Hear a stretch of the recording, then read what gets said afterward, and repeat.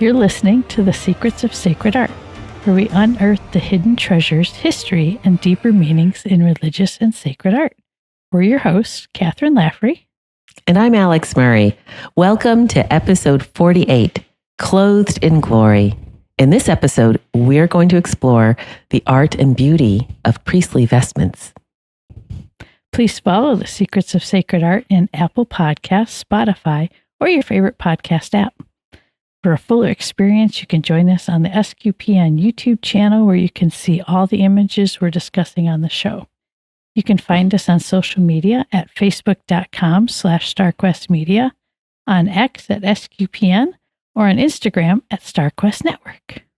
Yes, please do join us there. And I have to say, in this episode, we have a lot to show you, so you need to see the video.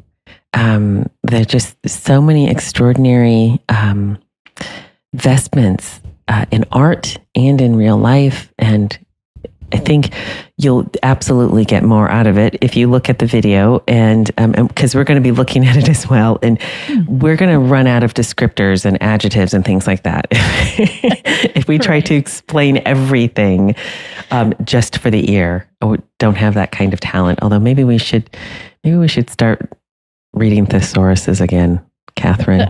I used to love doing that. I'll do that in my spare time. I used to do that in my spare time. Okay.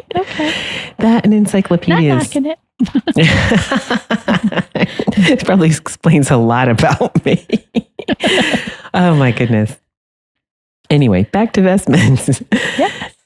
So, now when I started doing the research on this, I kind of assumed that the vestments worn by priests in the Catholic Church were influenced and based on the vestments worn by priests in the Old Testament. And we have a couple of images now coming up. And one is a modern image, 20th century, and it is of Aaron and the seven-branched candlestick from Exodus, and that's by Marc Chagall. Now, this is a modern painting, and I think it's actually I really like it. There's some things by Chagall that I'm not that big of a fan of, but this one I actually find quite fascinating. And the image to the left is Aaron, the high priest of the Israelites, holding a censer, and that's by Pier Francesco Mola from the 17th century, I believe, and it's in the Baroque style. Mm-hmm. And these are both Old Testament priests. And what's interesting about this is, Kathryn, when I was doing this research, again, I thought, it'll be easy to find images of Old Testament priests. It really wasn't. There were images, but I would not call those images art. It was a very almost like textbook, coloring book kind of thing. Mm-hmm. It was really a challenge to find this. It could have just been me and my research skills, but I think these fall into the category of art, and that's what we're interested in here. Yes. Is art. But this is not sacred art. And I don't know if you want to discuss just a little bit of kind of pull out some points with these two that would make them not sacred art. I would maybe the one on the right by Francesco Mola would fall, depending on the context. This could be sacred art, but Chagall's is not. And maybe you can share why it doesn't quite fall into the same category. Well, the Chagall, while it's whimsical in its presentation, I don't know. When I first looked at it, I was, as a former high school art teacher, I was like, okay, this is a student sketch. It always seems incomplete. Yeah. But I know a lot of people are just like, that first impression is better than the finished work. And it's like, not really. It's not also, not giving us everything we need to know either. Yes. Yeah. Yeah. And also, there's a lot of, reading about Chagall, a lot of his drive was not necessarily beauty, goodness, and truth in terms of what he was painting. His main drive was emotion. Yeah, and you can see that in this image for sure. Yes, and that was what he led with emotion in his work. And with sacred art, that's, sacred art can evoke emotion in the viewer and even in the painter, but that's not the driving force of it. I think when the driving force is emotional, it starts to break down. And as you said, it's not complete. But yeah, so that's a lot of what you see in some contemporary art is the motivation behind it, and that's something to think about if you're an artist. Is to not move with the emotions. Emotions, we want to have everything kind of in the proper order, and emotions, even though they're quite strong, they're not supposed to be the lead in that. But it's like when something's off in a movie and it takes you out of what the movie's really telling you. Yes. Sometimes emotion in art will do the exact same thing. And this 100%. Takes you out of what's really happening here. Exactly. And so it is something that, it's something that you kind of have to train yourself to pull back on that emotional part. And work on the skill, and then work on the purpose, which is if part of sacred art is to draw you further into the liturgy, then you've got to discipline yourself that way. But that was a little tangent. but the Old Testament vestments, we know to a certain degree what they looked like because of their description in Exodus, where God says, look, this is how the priestly vestments are to look when he was vesting Aaron and his sons. And in Exodus 28, I'll just briefly read a description of what they were supposed to look like. It says, they shall make the holy vestments for thy brother Aaron and his son, that they may do the office of the priesthood unto me. They shall take gold and violet and purple and scarlet twice dyed and fine linen. They shall make the ephod of gold and violet and purple and scarlet twice dyed and fine twisted linen embroidered with divers colors. It shall have 2 edges joined in the top on both sides, that they may be closed together. And thou shalt take 2 onyx stones and shalt grave on them the names of the children of Israel. 6 names on one stone, and the other 6 on the other, according to the order of their birth. Thou shalt put them in both sides of the ephod, a memorial for the children of Israel. And Aaron shall bear their names before the Lord upon both shoulders, for a remembrance. Thou shalt make also hooks of gold, and 2 little chains of purest gold linked to one another, which thou shalt put into the hooks. So if you look actually on both of them, you can kind of see it's like what would you call it? Like a almost like a chest plate. Yeah. So there would be on the front and the back, I think. Mm-hmm. And you can see them in both with the stones lined up, and the crown. So they're not, they're wearing crowns in this. And what I like about Mola's image is the crown kind of looks like horns. And I was watching a talk by a priest talking about the Shroud of Turin, kind of going back to our episode, and he was talking about the ram's horns and how the Hebrew word for horns and power are the same word. And so he had the ram's power was in the thorn bush. And so looking at this image, you can see that's a symbol of power as well. Uh-huh. Yeah. Probably the same reason how Michelangelo ended up putting horns on Moses' head. Yeah, probably. It looks very cool, I think, but yeah. Lost in translation. I do think it would be interesting if we could ever know how different these Old Testament priestly vestments were, how how they compare to the priests of the pagan temples around them.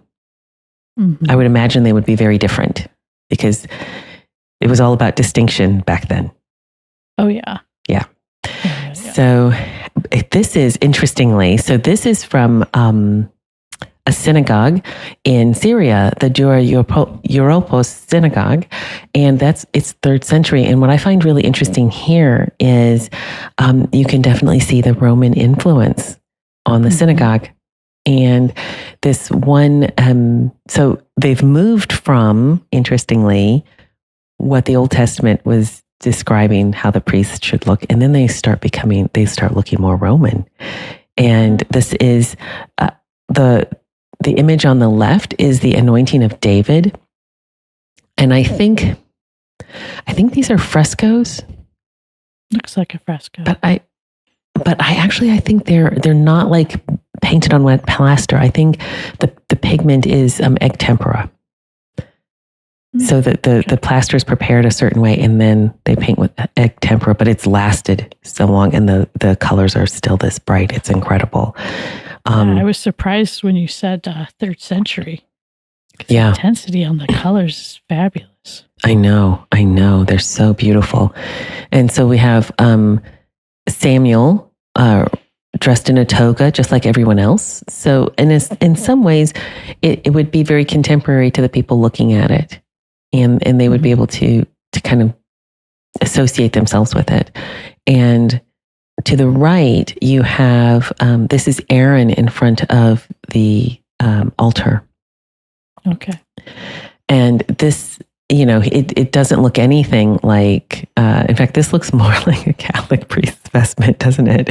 So they were it does remind me of a lot of vestments that I've seen. Yeah. Yeah. So maybe they were taking a page out of the Catholic book with what they were painting. Yeah. So these are just images of how priests were depicted a long time ago, and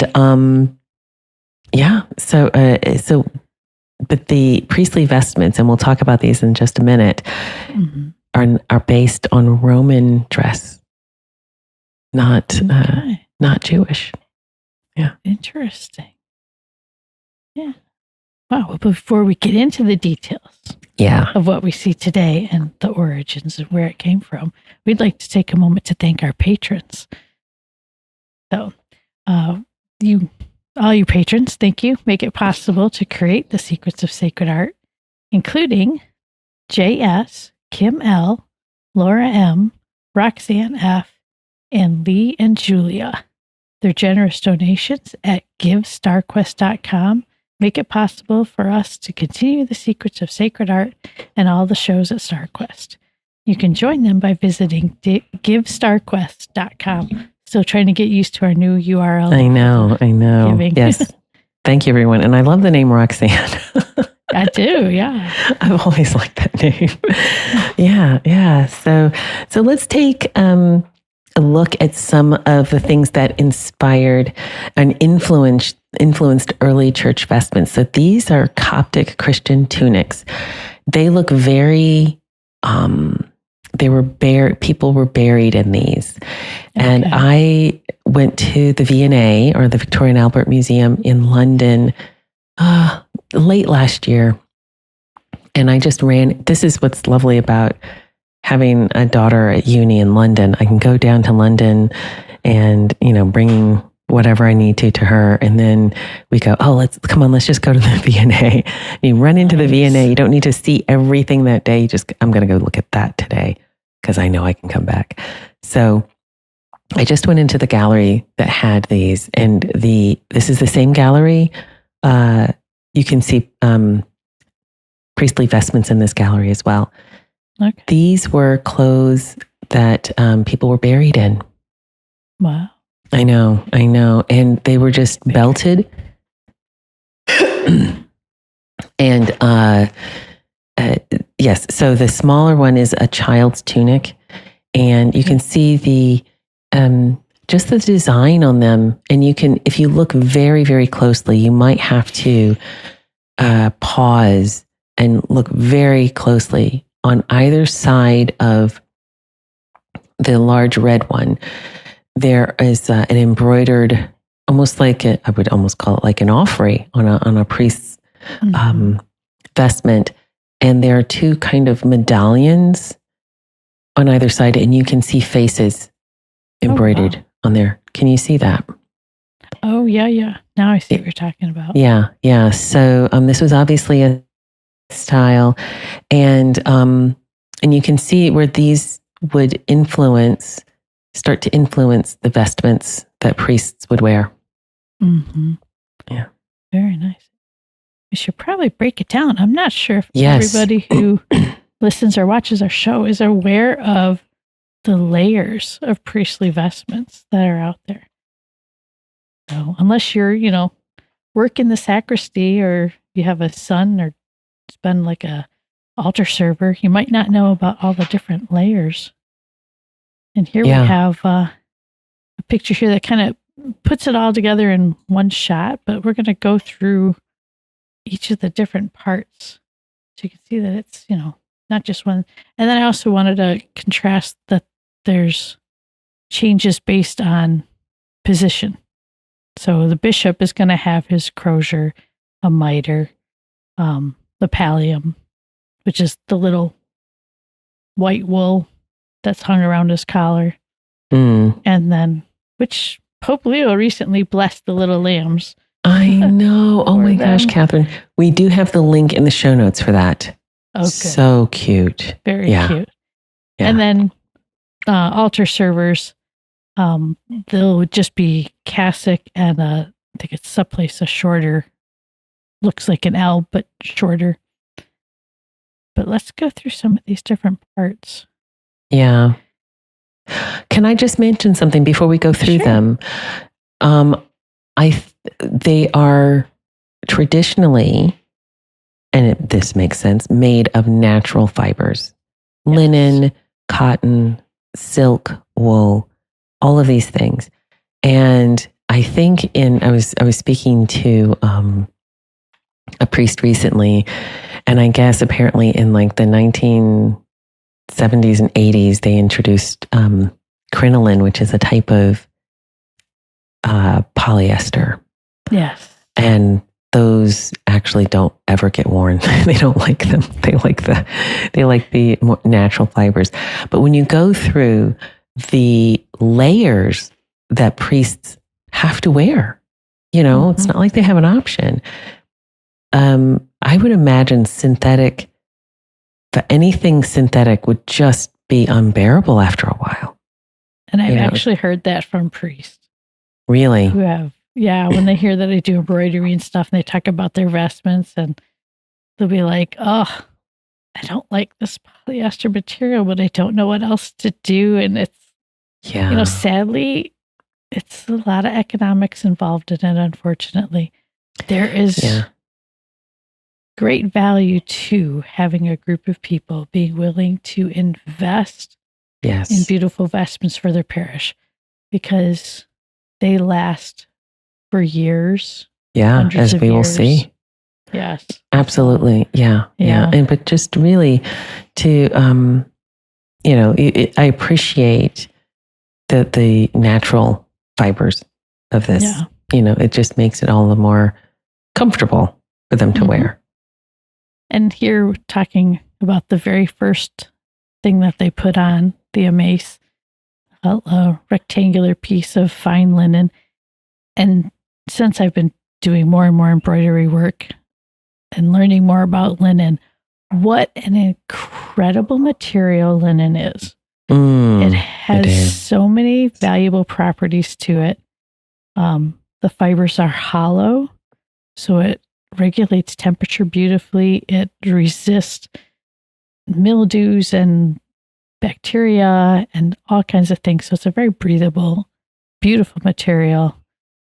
And God knows who he's talking about when he says, wear linen. So yeah, exactly. The one thing that hung on from the Old Testament is putting them in linen. Yes, absolutely. Absolutely. And it's a beautiful fiber. I absolutely love it.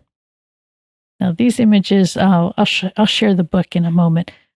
come from a book, and they are allowing you to see, what's happening. This is the vestment prayers.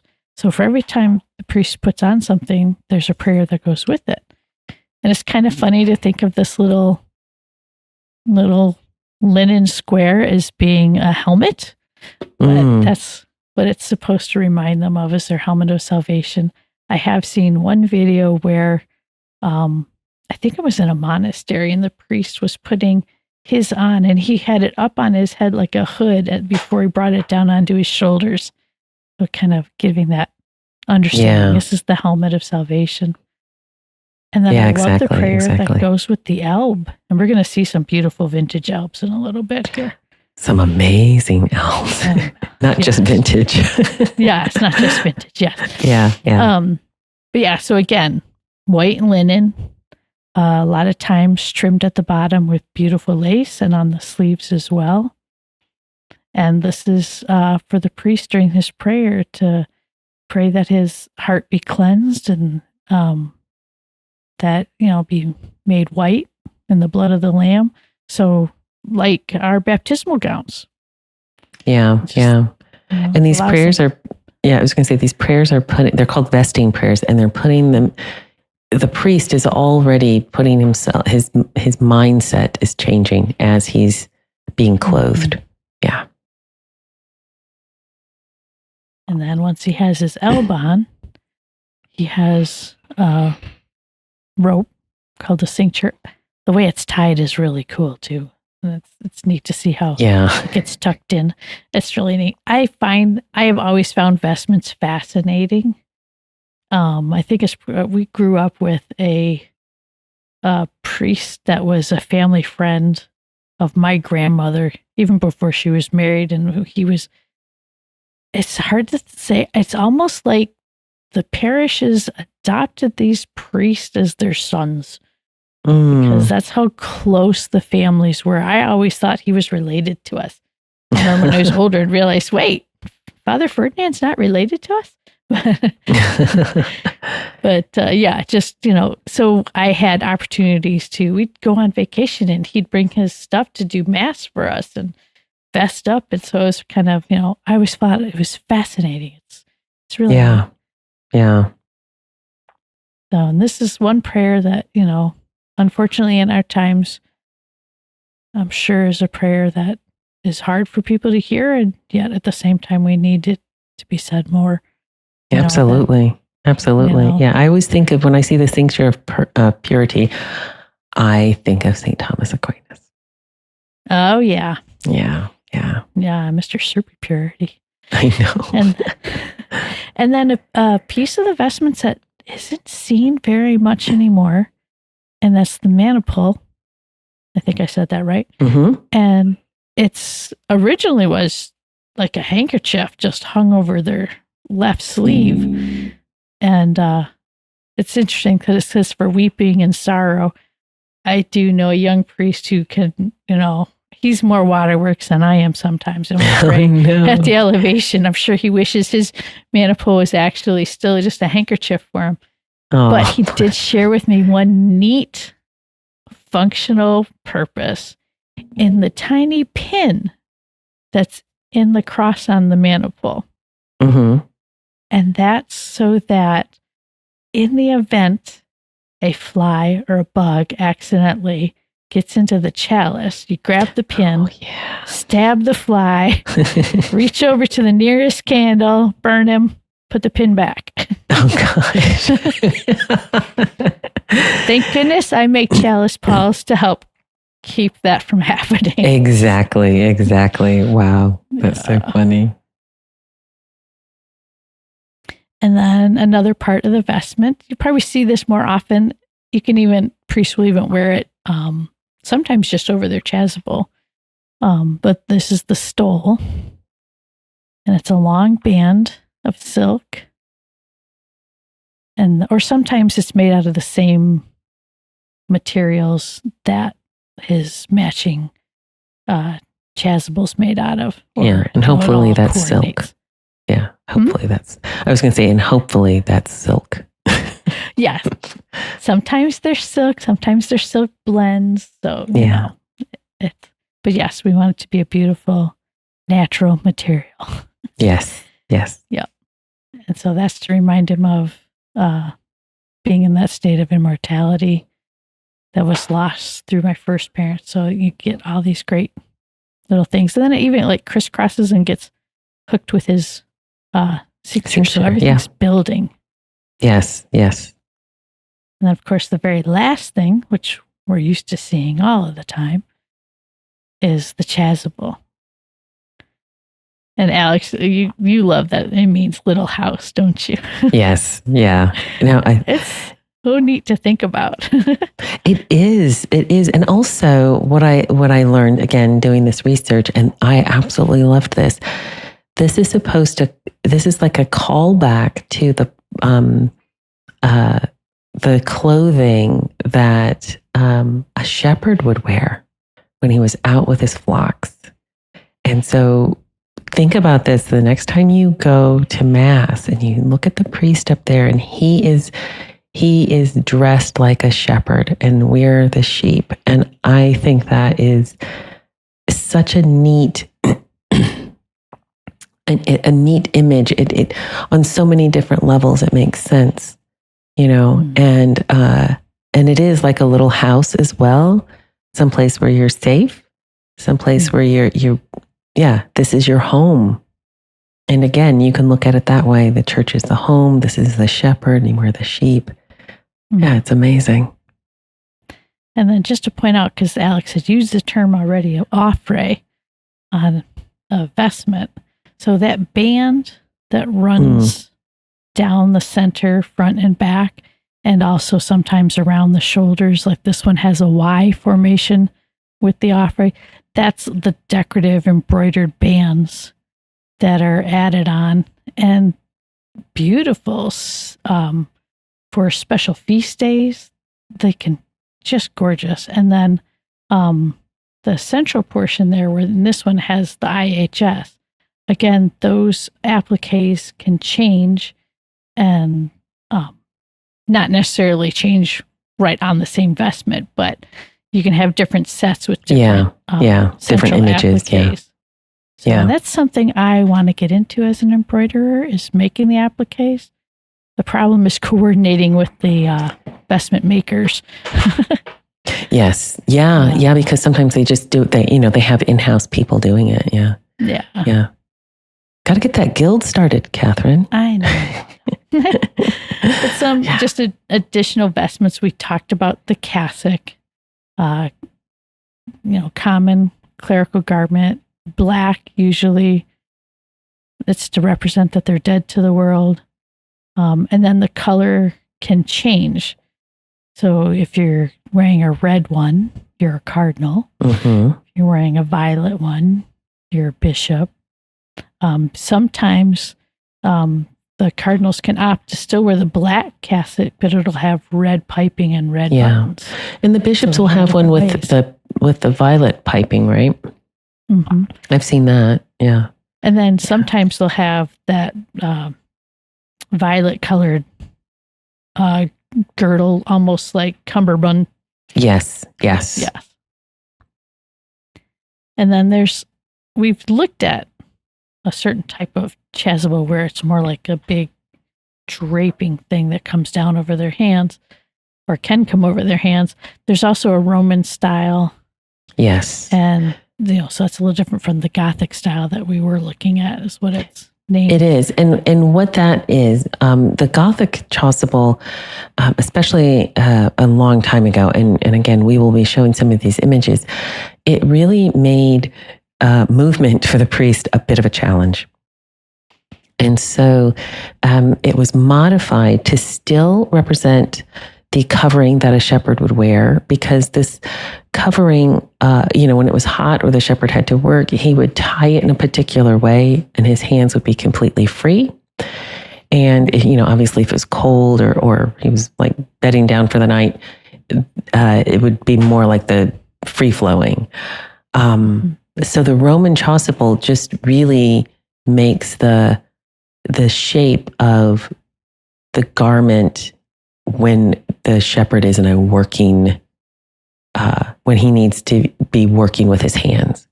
And so they just eliminated the big drapey sides.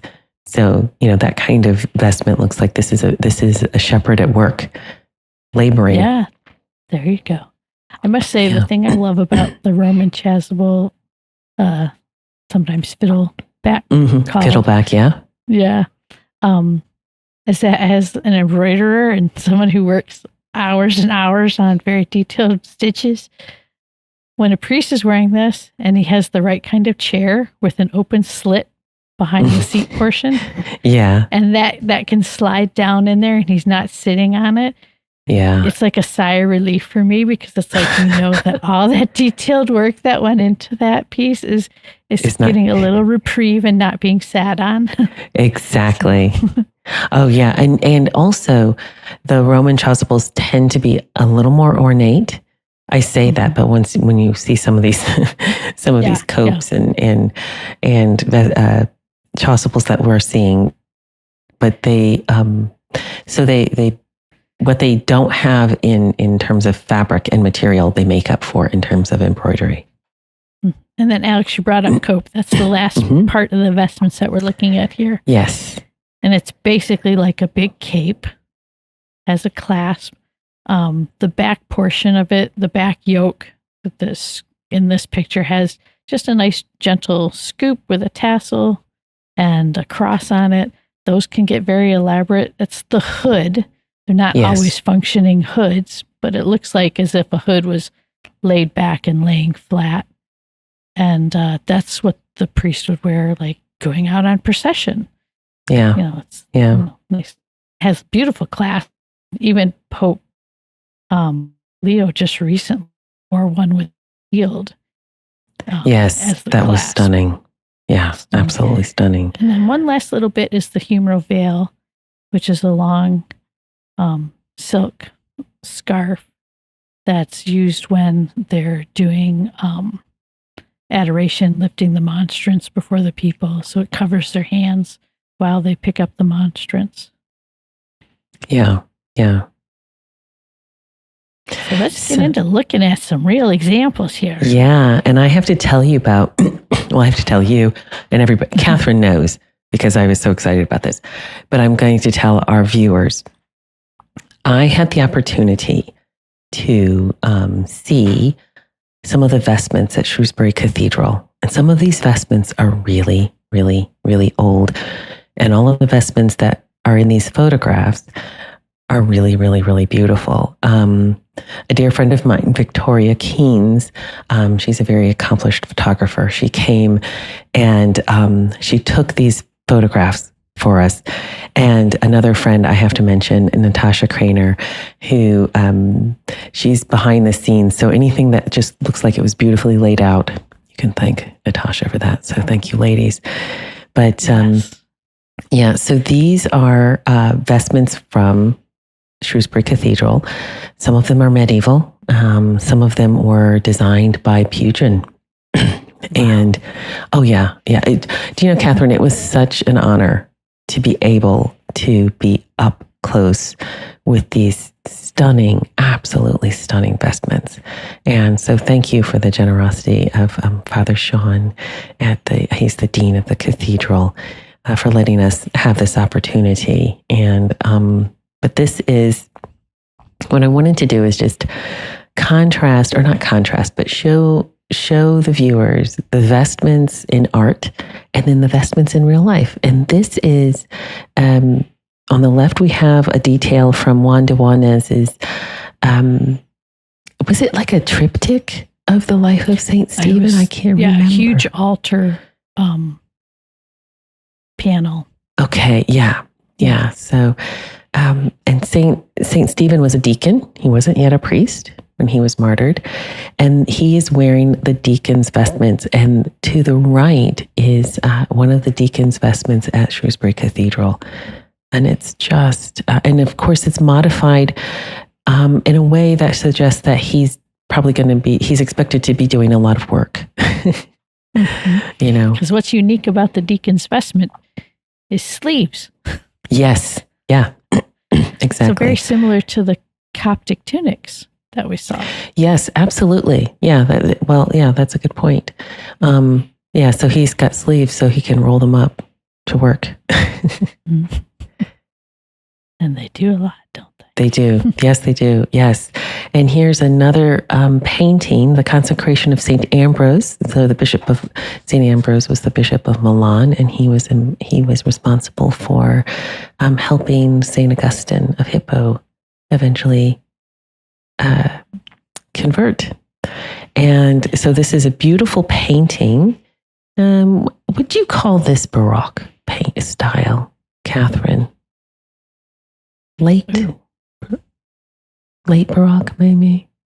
Maybe, yeah. Maybe, yes. That's very loose. I'm just looking at the paint and everything. It has a lot of movement. It's very loose, but and this is by Juan de Juanes, and we have two.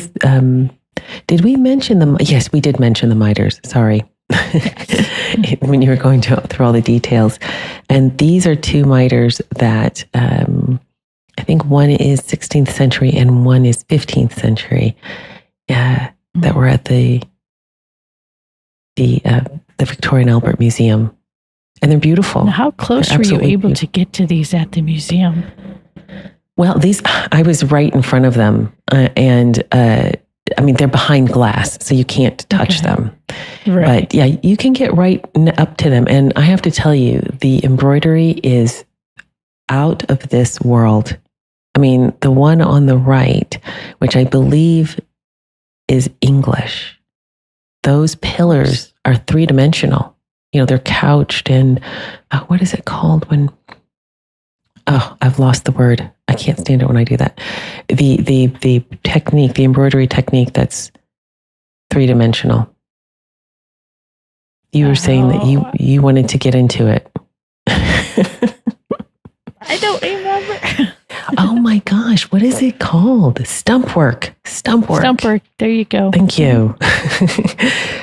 There's stump work on it, and you can see the dimension in it. And every bit of this is covered with embroidery.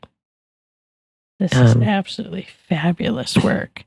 And it is. To be able to see it in this much detail is a treat. Because then you can actually see the stitches and see how it was put together.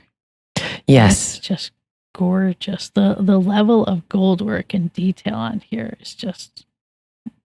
and these would all be in, obviously natural fibers. And this is another thing about natural fibers. We have an idea, if something is looked after properly, we have an idea about how long it will last. Yeah. But with a lot of synthetic fibers, we just don't know. I mean, everything could go up in a puff of smoke in 500 years. Do you know what I mean? You said puff of smoke. I'm glad you mentioned that, Alix, because I did have a priest mention that he is very concerned about his polyester materials close to flames. Oh, wow. Ooh, yeah. Because it melts and it burns if it melts. Yeah. Another reason to think about these things. Wow. But I always think of, you don't know how things are going to degrade. And we want to make things that are going to last. It's not just about our kind of flash in the pan lives that we create things. We want to create things that people 1,000 years from now can go, oh my gosh, look at that. Because that's what we're doing. And the joy we get from that, the joy we get from looking at beautiful sacred art. Yes, exactly. It points to the eternal. So it needs to last a long time. Mm-hmm. Oh, and I found this. So Victoria sent me this gorgeous painting by Peter Paul Rubens of Saint Ignatius of Loyola. And it's just, do you know what? It's so funny. You know how I'm always saying, oh, Baroque is not my style. Look at you. And I'm always finding these Baroque style paintings that just bowl me over. And this one, absolutely, Kathryn. this is just so beautiful on so many different levels. I mean, it's beautifully executed. The subject matter is beautiful. It's that moment of epiphany. It's epiphany, it's fiat, it's, everything that was amazing about St. Ignatius of Loyola. And here he is wearing a Roman style chasuble. You can see the alb, which just glows. This is the other thing. So the alb would have been in linen, but the fact that Peter Paul Rubens has made it glow really shows that idea of the holiness. So it's not just the halo around his head, which I think is so discreet and fitting for the style, but the fact that the alb itself is glowing kind of suggests this divine inspiration of the saint. The make me white as snow. Yes, absolutely. Beautiful. And he's wearing this Roman style chasuble. And I was trying to find like an actual chasuble or something from today that we can compare, because one of the reasons we're doing this is we want people to, when you look at sacred art, pay attention to the vestments as well. They're going to give you an indication. A lot of times they'll give you an indication of what's happening. That's part of what the message, the part of what we're supposed to be reading in sacred art. But I found this vestment that you can get today, and it looks almost exactly like the one in the painting.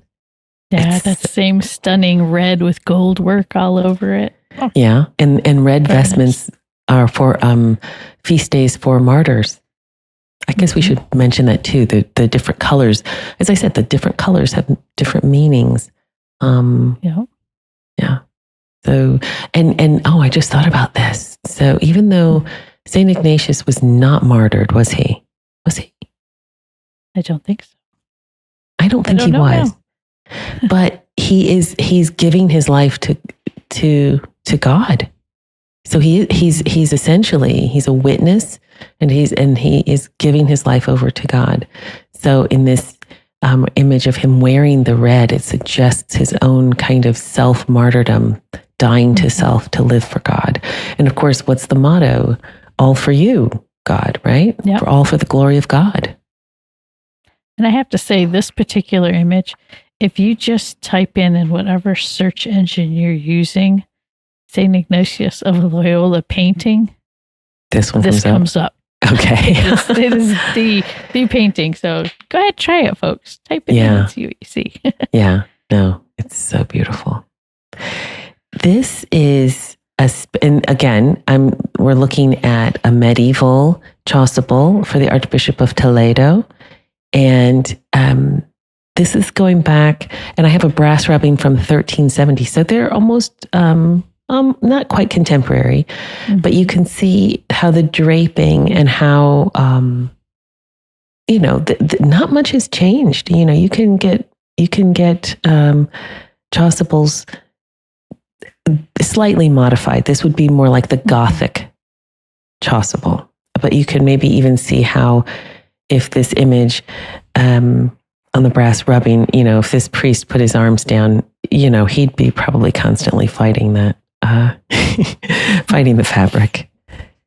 Yeah, that's why you probably see him with his hands tucked underneath too, crossed on his chest. Yes, yeah, absolutely. And in the one that we see on the left, it looks like a poncho, doesn't it? Mm-hmm. Yeah. Yeah. Almost just hard to distinguish this from a cope.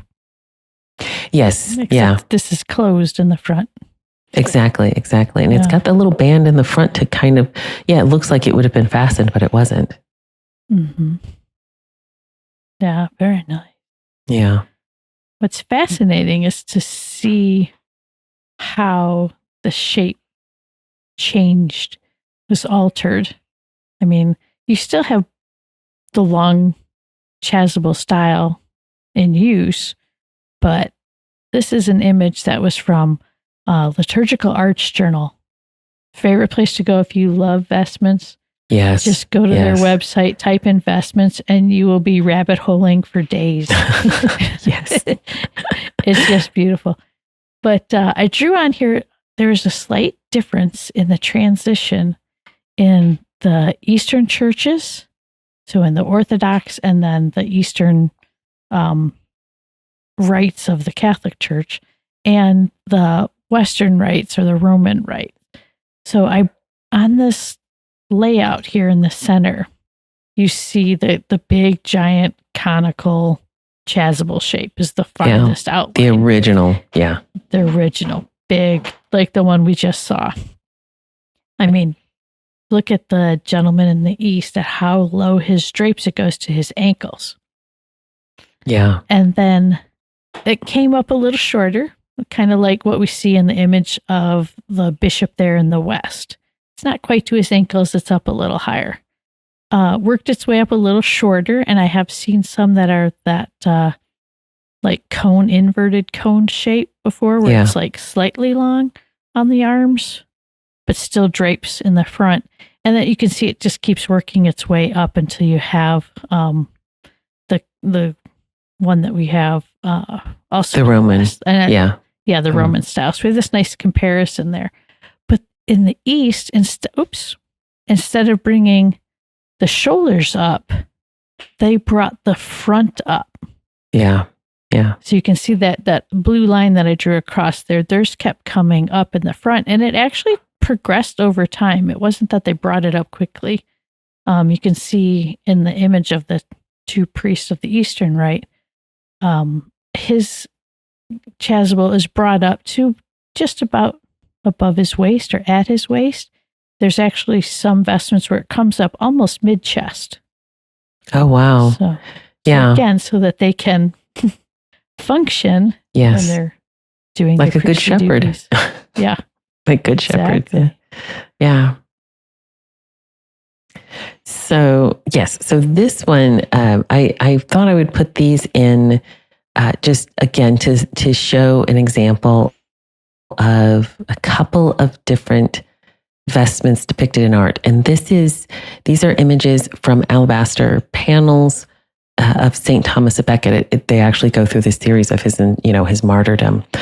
And but what's interesting, I don't know if I didn't really realize this until again started getting into sacred art and the history of the church in this country. But in medieval times, England was known particularly for a few things, but one of the things it was known for doing very well was alabaster carving and painting and art.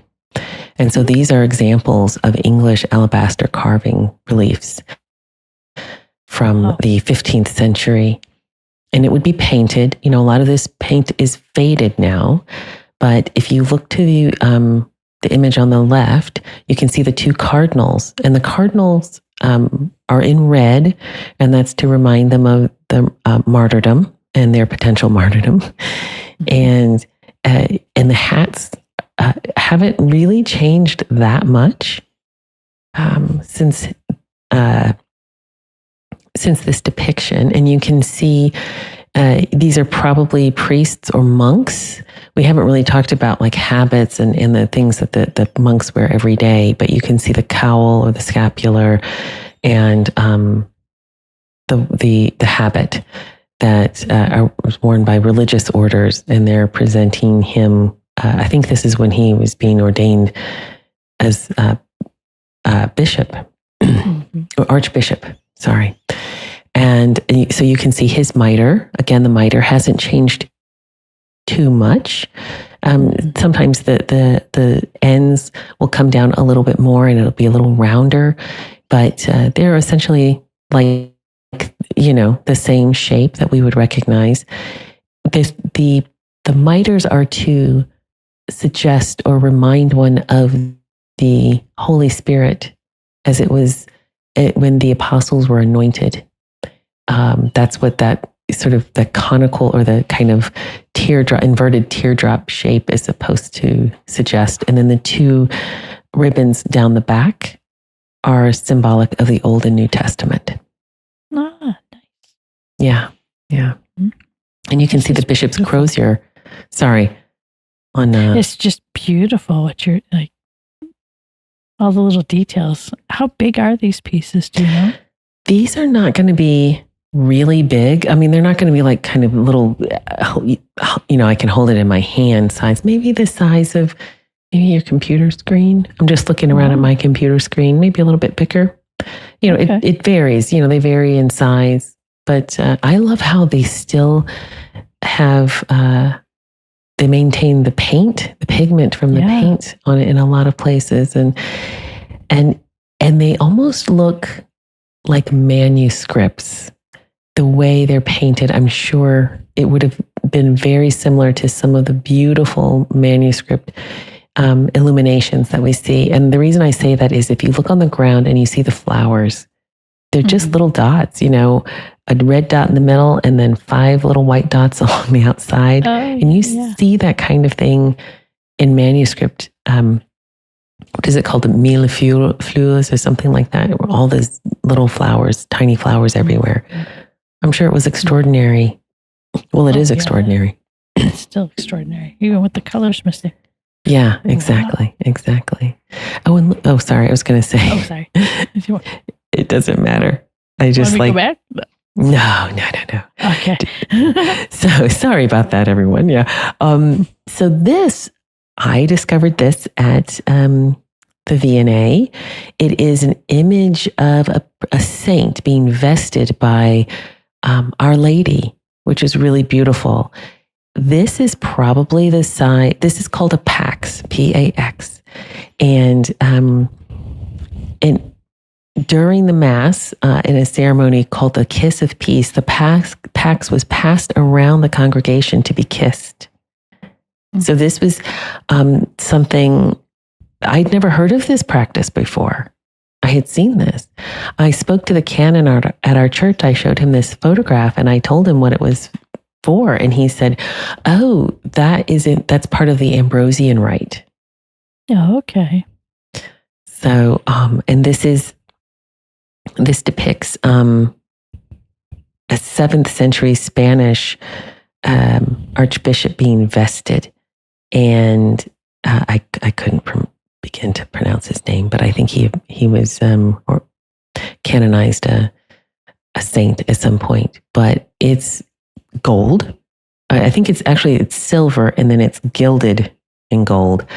And the details, the Spanish and the details, Kathryn. Right? I mean, to compare it for size, when you see the image on the left, and that looks like, an incense boat behind it. This isn't that big. No, it's not. No, I mean, it's meant to be passed around. So it's not big. Wow. Again, I'm thinking maybe the size and width of a missal with, obviously with the angled roof on top. Mm-hmm. So, the missal plus that on top. Yeah. Wow. I know. The detail that they put in that. I mean, just zooming in. Yeah. Take the time, folks, to look at this, to see Our Lady crowned in glory. Yeah. And the vestment cloth looks like it could just bend and fold with a breeze. Yeah. And behind it, they have a full altar with a crucifixion scene with Mary and St. John. Exactly. Yeah. And you can see this, the priest has, he has his amice and his alb on, and he's being clothed with the chasuble. Yeah. Even he has this little maniple hanging from his sleeve. He does. Yeah. Yeah. Nice. And of course, you can see the cincture just coming down the side.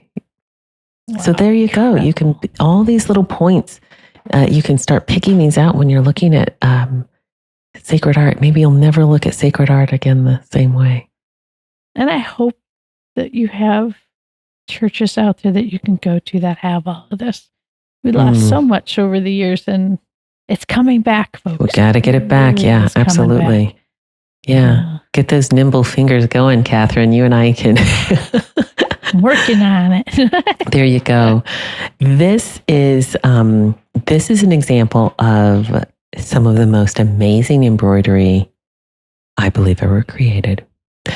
It is called Opus Angelorum, and this is the Syon Cope, and it is from it was made between 1300 and 1320, and it wouldn't have been made by one person. It would have been made probably it would have been made by a guild. There were embroidery guilds in medieval times. A lot of them were run, and the people working on these pieces were women. They worked out of their homes. They trained, and men as well. Men and women did this embroidery. It wasn't something that was just confined to religious orders, and the nuns in convents. They would certainly do it, but they weren't the only ones who did this kind of work. And Opus Angelorum was a technique that was really unique to England, and they were known for it. And the different stitches they used were just, sometimes, honestly, Kathryn, every bit of this is cut. It's not woven. Obviously the cloth is woven, that it's been stitched, the embroidery is on, but every bit of it has some kind of embroidered technique covering it. There's not one bit of the woven material showing. This is all embroidery. This is the work, to me, that's where you get the closest in style of East and West. Yeah. Because the Eastern churches, their embroidery, which we could do a whole podcast just on that. It's incredible. Yeah. And it uses a very similar technique where you don't see it very often in modern vestments that have machine embroidery, because the machine can only do straight lines. Yeah, it just can't do this. Can't get the flowing curves. And it was so important to have the stitching follow the contour of the shape that it was part of. To have the stitches look endless, like they go into infinity, like God is just infinite. The stitches should look infinite. Yeah. And the shading. Zooming in on this, oh my goodness. St. Michael at the bottom center there. I know, wow. And that dragon. Yeah. Wow. Oh, yeah. Yeah, and it's almost like there's, and then the seraphim and cherubim. You have Our Lady at the top, probably her ascension. You have the crucifixion. You have Peter on one side, and Paul on the other. Mm-hmm. Yeah, it's just, it's an incredible piece. I would imagine this would be very heavy to wear. But I love that this survived. What can I say? Yeah. I really do. So thankful it survived. Detailed example next to it. Yes. And you know what I was thinking? I wonder if this is St. Thomas a Becket. And the only reason I'm saying that is he's obviously a bishop. Mm-hmm. You can see he's wearing a Gothic style chasuble. But going back, what I wanted to point out in the alabaster relief was the hand raised in blessing. Let me go back to it. Okay. So do you see in the right image how long his fingers are, and they're in blessing? He's raising two in blessings, and he's holding the cross. And so then if you go back to the Syon Cope. Look at that. So this is why I think that might be St. Thomas a Becket. And of course, with this being English as well, that would have been, I just have to I just had to look quickly at the dates to make sure that St. Thomas a Becket was martyred by this time. And he was. Whew. Okay. But you know what? What's your favorite phrase, Alix? Is sacred art sleuthing, right? Yes. Yeah, exactly. That's what this is all about. Yeah. So this is, again, you can look at this, and I could just spend all day looking at the stitches and the color progression. Sometimes it's quite sharp, sometimes it's subtle, but it's always beautiful. Just the mastery of everything, Yeah. And also how to what this would look like when someone's wearing it and moving in it. Yeah. How extraordinary that must have been to look at. Yeah. All right, so I'm going to take it off the screen for just a moment because it ties in. Alix and I like to put little Easter eggs behind us. Yes. So, hey, go through other videos. You see we like tie things in. So on one side of me, I have a gold work book that gives you instructions on how to do this type of beautiful gold work. Yeah. And also a lovely little book that I got from a friend of mine in England, Alix, with all kinds of really neat embroidery techniques. Beautiful. Yeah. Yeah. But if you look on the other side, Alix and I both have the same book here, which is all about that medieval opus angelorum. So incredible. Oh, yeah. I just love it.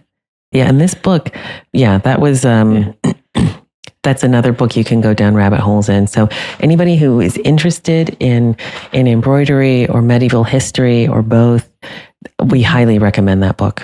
Highly recommend it. I think it's published in Italy. Very inspirational. If you work in any type of fabric industry, especially vestments, you'd love it. Yeah. Do you know, I think even if you were painting, true. Just, anything. Yeah. Okay, so we've gone from these super elaborate on the top that everybody sees. Yeah. There's those hidden things. Yes. Kathryn found these. I'm going to let you talk about these. So happy to find these. Again, this is searching on Liturgical Arts Journal. All I typed in was vestments. And then lo and behold, there's my girl, St. Clare, patron saint of embroiderers. Yeah. Yep. And she did the alb that is on the left. Yeah. Lots and lots of folds on this thing.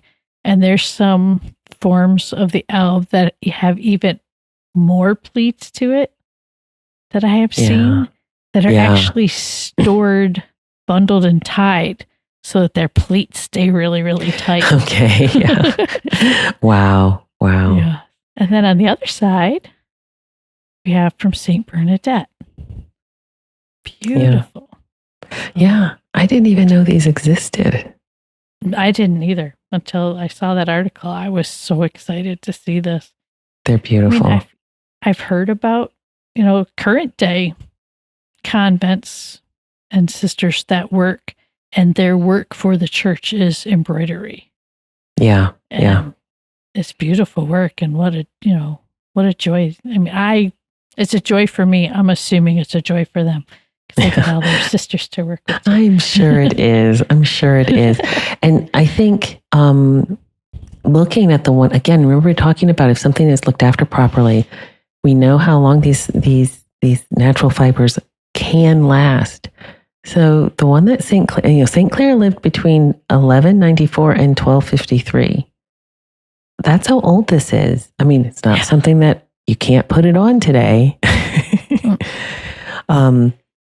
But it's still here. And again, some of these things that were made with synthetic fibers, we just don't know. And or maybe if they last 1,000 years, are they really going to look that great in 1,000 years? Is anybody going to be looking at them going, oh my gosh? Or are they going to be like flaking apart? I have no idea. I'm not going to go. I'm not going to go into that. I was just looking at linens from Ireland the other day, and they were talking about how even the manufacturing of linen, good, pure linen, the growth of it through manufacturing is less detrimental to the environment and everything than you could ever get with any other fibers. That's incredible. That doesn't surprise me. I love linen. Oh my gosh. Yeah. It's one downfall that every priest will mention Wrinkles. Yeah. But you know what? Where I come from, those are called rich wrinkles. Yeah. I don't know. It's a strange thing. As a kid, one of my Saturday morning jobs was ironing my dad's pharmacy coats. They were not linen, but I had a knack for it as a kid. I was really good at ironing.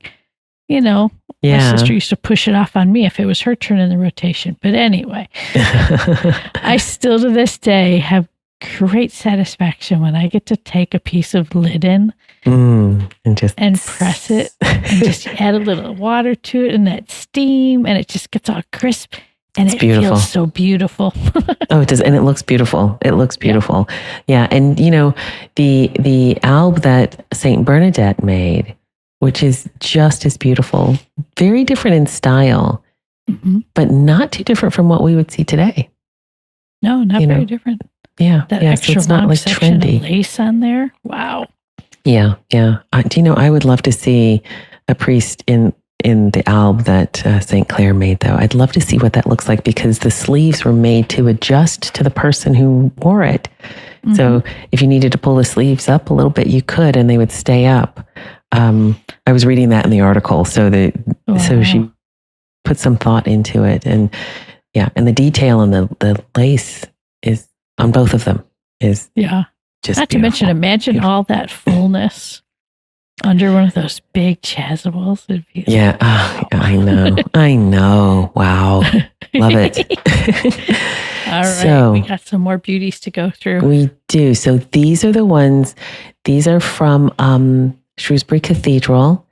And this, so when I was talking to Father Syon, he said that the V&A came out and they looked at these vestments.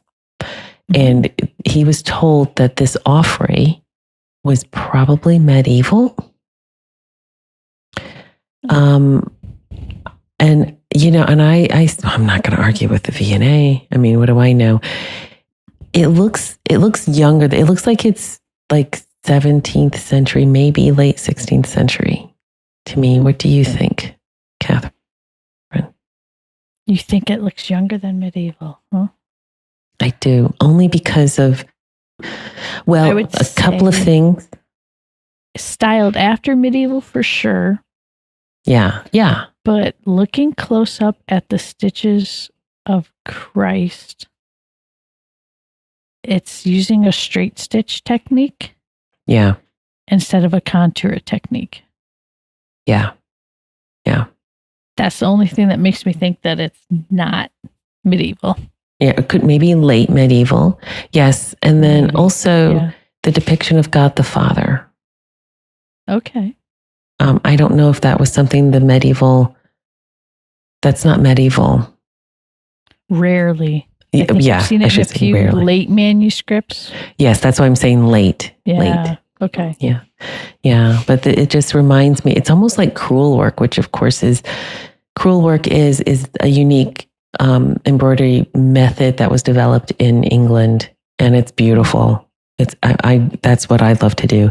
And so if you look on the image on the far right, you have, it looks like it could possibly be St. John, and he's like almost in a chalice. I'm saying the leaf that he's in. Yeah. And then you have so it looks like more like Mary at the foot of the cross. That detail. Yeah. Well, you know what this looks like? What? I did this on a chalice, Paul. The gold technique. Yeah. Yes, you're couching over gold with colored threads. Yes. To make the design. Oh my gosh, I shouldn't. Or something. Yeah, I can't help you. Sorry. All I know is, or new it. No. Something like that. But yes, it's a very difficult, tricky technique. You see it in Mary and John by our little Star Quest logo there. So you have lines of gold moving back and forth that are being held down with different colored threads to make the shading. It is so difficult to do because you are juggling those colors at the same time. I was trying to couch it. Yeah. Oh, yeah. I remember when you were doing that. Stop. Yeah. You keep it going. Yeah, exactly. No, I remember when you did that. When you did that. But this is called the Pugin chasuble. And yeah, and you can see this, this is something, it's not worn because it's worn. If you look on the shoulders there, it's a little bit thin at the top. But the velvet is silk velvet. And these are heavy too. Oh yeah. They're so beautiful. Like I said, and then this is yes, again. So and you can tell the style is a little more it's almost like this was based on the Laffrey of the other one. Mm-hmm. And it's younger. But again, if you look at the radiating stitches coming around the halo of our Lord's head, the same technique. So they use the same technique. I love the color transitions. That was the word I was looking for. The color transitions on this are so beautiful. And then Alix, remind us again, when we talked about Pugin, we're placing him, what time range? Let's see, 1840s. Maybe, I can't remember if he was born. Yeah, he was, I think he died around 1846, something like that. He was instrumental in the Neo-Gothic. He was, yeah. He was like the father of the Neo-Gothic movement, in my opinion. Yeah. Yeah. We did a whole episode on Pugin, folks. So we did, yeah, a while ago. Enjoy. Yeah. He's amazing. So he died in 1852. So I was a little, okay. Yeah. So this would have been something he would have designed before his death. He was an incredibly active, energetic, creative man. Yeah. For the short time that he died in his 40s, which is why I had the 40s in my head. But we have some close-ups of this. Yeah. Beautiful. Yeah. Absolutely gorgeous. So, Alix, because you've done a lot of embroidery stuff too, looking at the flowers in the small image to the left, it looks like a knit woven technique. Yes, and I've seen this technique before. I'm not quite sure. I can't remember what it's called, but yes, it's so you're sewing and weaving the stitches in and out at the same time. There's several different techniques in doing this, but this actually almost looks like a lattice work type stitching. And yeah, this is the highly skilled person doing this. Yeah, and to have the shading transition, I've only seen it demonstrated in one color. To then have it shaded, that's incredible. I know, beautiful. I know. And the stitches, you can look at the size of the stitches on Christ's face and his hands, and how many different colors in his beard. Yeah. Yeah. And then just the work that was done to create the clasp on his cloak. Yeah, exactly. Let's give it that three-dimensional weight to it. Yes, absolutely. Yeah, the shading and everything. It's beautiful. And this is another one. I believe this one was also designed by Pugin. And this isn't style. Yeah, I know. It's so gorgeous. Again, beautiful damask silk. The inside is a beautiful, probably red silk or satin. And all of this is beautifully hand embroidered. And this is the cope, correct, Kathryn? Mm-hmm. This is the cope, yep. Yeah. And the stylized hood in the back, which, Yeah, that would just be gorgeous to see in procession. Absolutely. This one, I think they do wear this one. It looks like it's brand new. That's what's amazing. I know. Again, the materials matter. the materials matter and the craftsmanship matters, and how you treat it matters. Yes. Treat them with love. Yeah. And again, a couple of other pieces. These were both, I think that, so the one on the left is again made by Pugin, and that's in the V&A Museum. And that is you know how you were talking about, Kathryn, kind of the short, almost truncated chasuble, when you had your graft. So that would be an example of this. Mm-hmm.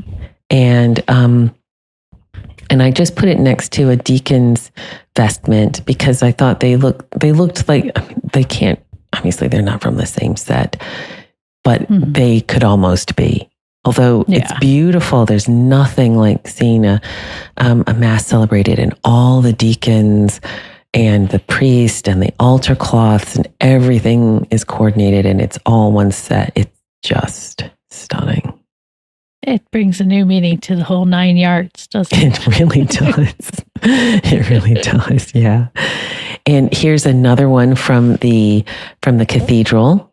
This is Roman style. And we just did the back of, I think Victoria just took a photograph of the back of this because we wanted to get up close to the image of the Holy Spirit. And this is an example of stump work with sequins that are actually made out of, just really thin pieces of metal, probably brass or something, all hand stitched on. And just the beautiful, beautiful weave. Mm-hmm. And the layers of padding that you don't realize happen underneath a lot of these. To get the dimension on the Holy Spirit and on the wings. Exactly. Yeah. And it's just, like I said, to wear this, it must feel so special. And, I was just thinking, when I lived in Norway and we went to the museum, we saw some old medieval Norwegian vestments and the chasubles were all lined in fur. Nice. Yeah, they needed it. Oh, yeah. That's probably why in the Eastern Orthodox, probably in like the Russian farther North Orthodox, they kept those chasubles long. Yeah. To keep warm. Yeah, to keep you warm. And these are a couple of other examples, again, from the V&A.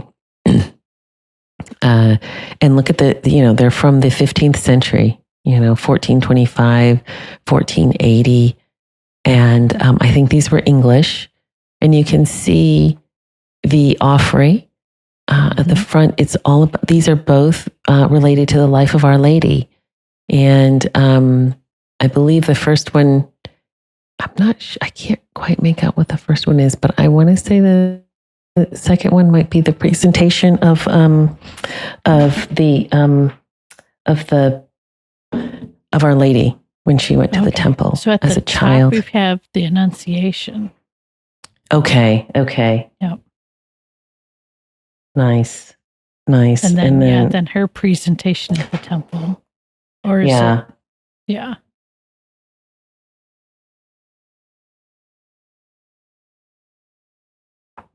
And then the second one is, I think this is beautiful. Again, you have the fleur-de-lis, the insignia of Our Lady with the crown. Mm-hmm. And the M looks like on one side it's an A, and then the whole thing makes the A.M. Ave Maria. And beautiful. Like the other side's an R too. Yeah, Regina. Yeah, Ave Maria Regina. Cool. Beautiful. I know. Yeah, the monogram work and embroidery, especially in the church, is just a treasure. It really is. And this one, it's kind of simple. We're looking at we've been looking at these really ornate vestments, but this one is beautiful in its simplicity, but it still has this richness to it. I wonder if this, because I could only see a picture of this, I couldn't see it up. I don't think these are on display. I don't know if the pattern is a cutaway in the velvet or if it's woven in the velvet as well. Oh, the sophistication and the talent taken, or that was possessed by the people who made this is just mind-boggling. Mm-hmm. Machines can't do this. No. And Kathryn, I wanted to end, so Kathryn and I, we spend way too much. No, we don't. It's not too much time, but we spend a lot of time talking about art, talking about what it means, why it's so important. And as we were discussing these vestments, it occurred to me, and this is why I want to encourage people to really invest in vestments for your parish, for your church, for your priest, is because it matters, and it might even mean a little bit of a sacrifice. Mm-hmm. But that's part of the Christian life. But when you have these beautiful vestments, what happens, what I find is, as the priest is putting on these vestments, and sometimes in the case of a bishop or a cardinal, sometimes he's vested by others. Mm-hmm. There's a humility there. And yes, as he's vested, the man decreases and Christ increases. Mm-hmm. And that's what we see. That's why it's important to have these beautiful vestments, not something, I think sometimes, the world doesn't understand this. This is so important to understand in persona Christi. This man has decreased, Christ has increased. And that's what's supposed to happen in our lives as well. Mm-hmm. And so I thought nothing can again, this is from the Liturgical Journal. And, I thought this was the perfect pictorial example of this. This is a very special mass that sometimes doesn't happen every day. I've been to one of these pontifical masses. I don't know if you've ever been to one, Kathryn. Yes. They're extraordinary. Mm-hmm. And this is a pontifical mass that was celebrated. I don't know which order celebrated it, whether it was the Institute of Christ, King and Sovereign Priest, or the Fraternal Society of St. Peter. Mm-hmm. And this mass was celebrated by Cardinal Lorenzo, or is he Archbishop? Cardinal Lorenzo. Yes, so he's wearing the Capa Magna. That's when it processes up, and this is a long, beautiful silk cape worn as the cardinal or bishop processes up to the altar. And then they remove it once he gets there. And here he is being vested while he's praying. There's special prayers to be prayed. And look, remember I was talking about how gorgeous everybody looks? Mm-hmm, when it's all matching. Yes, absolutely. Absolutely. And look at this, the gloves and the rings. It's all, some people might go, oh my gosh, that's so ornate and everything, but he's disappearing. It's not about him. It's all about Christ. And again, look how beautiful, how solemn, and just, like this is like a real thing going on. That sounds funny, but it's like, wow, this is something really important happening. Yes. And it's because of the beauty. Mm-hmm. Beauty gives. One thing we didn't talk about, we saw the gloves briefly there. We could probably do a whole episode on shoes. Yes, that's true. Seen them. They're beautiful. A whole other level that most people don't notice a man's shoes, I guess. No. But so just a couple of other images of this beautiful mass that took place. And again, it suggests, one of the things that beauty does is it legitimizes things, mm-hmm. whether we want to admit it or not. Yeah. When something's beautiful, it's like, oh, that matters. I'm glad you put this picture here to see the cloud of incense. I had the pleasure of washing chalice balls for one of my patron priests. And it was amazing the amount of incense I could smell. as I Coming was off of- washing them. And it was like, oh, this is why your chalice balls are getting dirty. It's the incense. But I loved it. Yeah. It's beautiful. No, absolutely. Absolutely. And then I just thought we'd end with this. I mean, why not end with this? The elevation. And again, look at this. This is something that everyone here is taking this very seriously. Mm-hmm. They really believe. You know, it just suggests, yes, again, the beauty and the splendor is for God. The splendor. It's not for them. God. Yes. Mm-hmm. It's not for them at all. Yeah. So that's why we want these beautiful vestments for the church, for the priests, but for God. And like kind of going back to St. Ignatius, everything for God, all for God, all for the glory of God. That's it. That's why you have these. So let's bring it back. Yeah. Yeah. Think about your, yes, absolutely. So, well, thank you for joining us and listening to the Secrets of Sacred Art on StarQuest. To find previous episodes of the Secrets of Sacred Art and to send feedback, please visit sqpn.com/sacred art. You can send us comments by email at sacredart@sqpn.com or by leaving us a comment on YouTube. Join us in conversation by visiting Secrets Sacred Art channel on StarQuest Discord community at sqpn.com/discord. Yes, please. We'd love to see. Maybe you have some beautiful vestments at your church. Yeah. Share them. All right. And we'll be back next time when we'll be discussing the miraculous image of Our Lady of Guadalupe, a garden of promise. Yeah. Until then, I'm Kathryn Laffrey. And I'm Alix Murray, hoping you find something beautiful. Bye-bye.